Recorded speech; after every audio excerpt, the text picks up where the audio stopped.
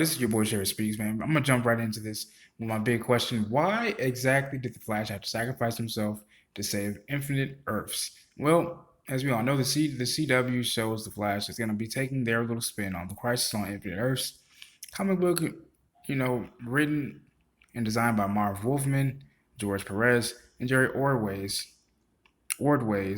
1980s comic book event Crisis on Infinite Earths by the same name, which changed the DC universe forever. As we all know, Barry Allen was a casualty of that very thing, which is why the TV show has pretty much teased it from the very beginning. And I'm really cool. I think that's really cool about that. Now, if you guys don't know about the history of Crisis on Infinite Earths, it was a dramatic and ambitious as comics can be. The 12-part series shook up the DC Comics continuity. Oh God, all right, you get the word. Anyway, which is exactly what it was designed to do. By 1985, the DC used multiple Earths and its continuity as a whole were becoming quite convoluted, making it harder for new fans to come on board and understand what was going on. I mean, you had a whole bunch of things all over the place. So, wanting to simplify the DCU and attract new fans at the same time, Marv Wolfman, who had written such successful titles as New Teen Titans and The Amazing Spider Man, pitched the Crisis on Infinite Earths concept, originally called the History of the DC Universe. So, after 4 years of development, many meetings, and research that included a hired hand reading every single comic in DC's history up until that point, Crisis on Infinite Earths issue number 1 hit the shelves in April of 1985, 10 years before I was born and some change. Now, coinciding with DC's 50th anniversary and with a glorious double-sided cover by George Perez. Follows it should be how these two are both pretty identical and how they're different. The Monitor is an ancient being born at the dawn of time, and the personification of universal positive matter. Now, the antimatter is his evil counterpart, evil twin, if you will, from the antimatter universe. I'll dub it the AMU. So, following a 1 million year war between the Monitor and the Antimatter, goddamn, 1 million years?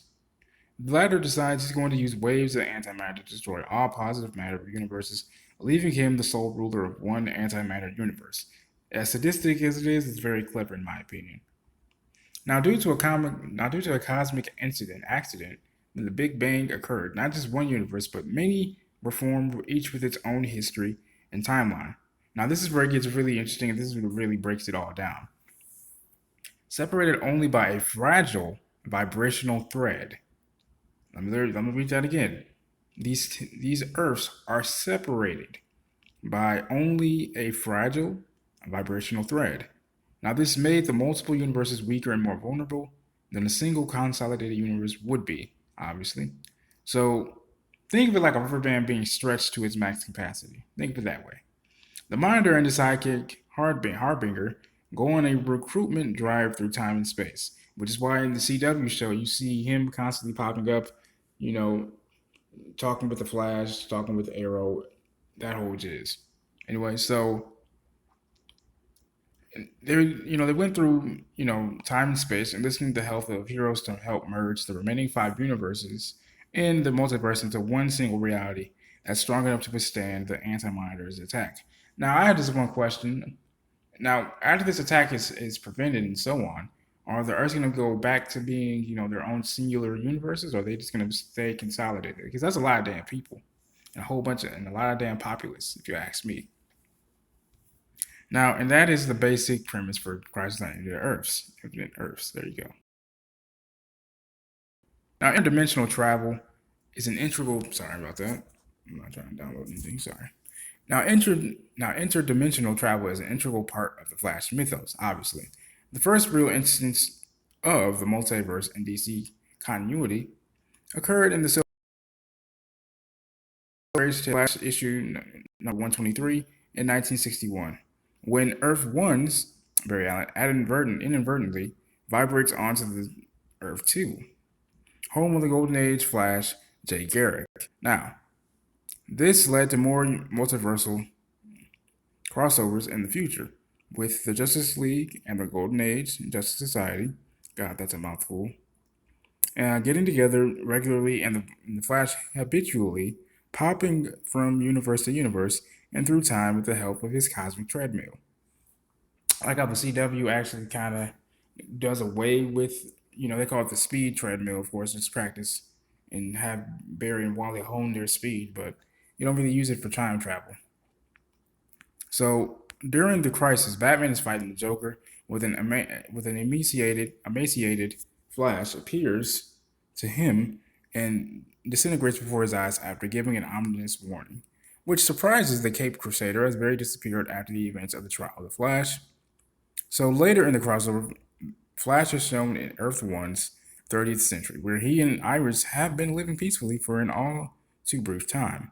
Natural disasters are occurring and Flash is struggling to keep up. But when he sees the antimatter wave approaching, he vibrates his molecules just in time to shift dimensions, narrowly escaping the void. As you can see. Now, the next time we see Barry, he appears to Batman again, warning him once more of something that's terribly wrong. Time is all muddled up. If you haven't seen Flashpoint, the animated movie series, think of it that way, as time being muddled up. Now, at this point, because not the emaciated Flash that appeared to Batman earlier, this version has just arrived from the 30th century and still seems pretty much himself. The Flash's appearance soon changes as he's suddenly pulled away, begging the heroes to help him before he dissolves into another dimension. Now, leaving everyone at a loss as to what could be going on. Ultimately, Barry is transported to a shadowy place by an equally shadowy figure, where mind manipulator Psycho Pirate is also being held captive. Pirate soon subdues Flash with his powers. However, Flash overcomes Pirate's mind control with sheer willpower and confronts the shadowy figure who brought him to this dark place. Now, the figure himself reveals himself as the Monitor. But this is not the Monitor from earlier on in the story. This is the Anti-Monitor. Surprise, surprise. So, later following the battle which results in Supergirl's death, the Anti-Monitor returns to the planet Quord, where Psycho Pirate is having deep regrets about serving him. Barry is imprisoned by Quadrian, Christian's trainer Joe, but he's been slowly increasing his vibration, allowing him to spin out of his shackles and escape. So, Psycho Pirate leads Barry to the Anti-Monitor's antimatter cannon, where he makes a horrifying discovery. The weapon and the antimatter is aiming at the remaining realities is powered by pure, concentrated antimatter, and it can destroy everything. This is where it's revealed exactly how important the Flash is to the universe. There's only one thing standing between the antimatter and the complete destruction: Barry Allen. So, Barry's only option is to run against the flow of the antimatter engine that powers the cannon so that he can create a vortex powerful enough to destroy it. And even though it's complete agony, Barry doesn't stop running. Soon it's revealed that the Flash's ghostly appearances meant early on, as in destroying the weapon, he's only flashing back through time. As you can see. Because at the end of the day, the Flash is made out of pure energy. So Barry makes the ultimate sacrifice, and in doing so, he destroys the Anti-Monitor's cannon, saving the entire DCU from complete obliteration. So Barry's sacrifice is not the end of the crisis, but it's the beginning in a series of victories that signal the Anti-Monitor's demise.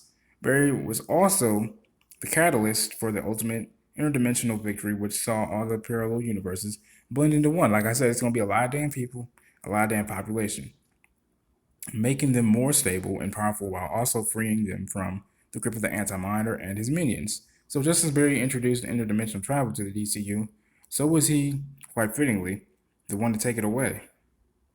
So the Arrowverse seems to set to take a cue from the original Crisis on Infinite Earths when it comes to the Flash's death. I mean, if you guys saw the recent episode of The Flash, you went over to Earth 3, met Jay and his wife.